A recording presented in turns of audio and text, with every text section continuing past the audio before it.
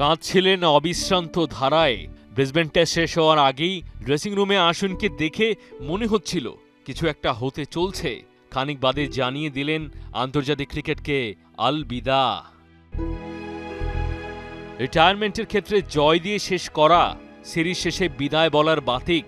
তবে সেসবের বালাই নিয়ে অ্যাশের বর্ডার গাভাস্কার সিরিজের আরও 2 টেস্ট বাকি থাকতেই দ্য এন্ড। সংবাদ সম্মেলনে এসেছেন ক্যাপ্টেন রোহিত শর্মাকে নিয়ে। আমার এখানে আসার কথা ছিল না, কিন্তু একটা কথা সকলকে জানানোর জন্য এসেছি।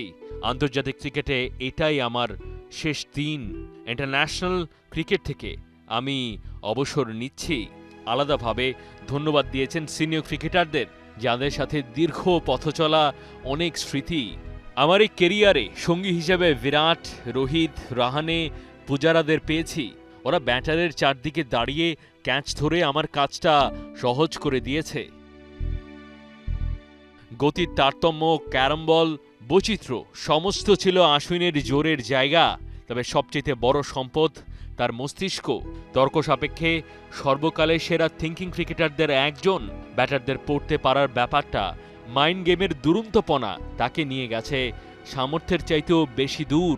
537 আউটের মালিক, সর্বকালের সেরা টেস্ট উইকেট শিকারীদের মধ্যে 7 নম্বরে, আর ভারতীয়দের মধ্যে কুম্বলের পরপর সাদা পোশাকের হাইয়েস্ট উইকেট টেকার।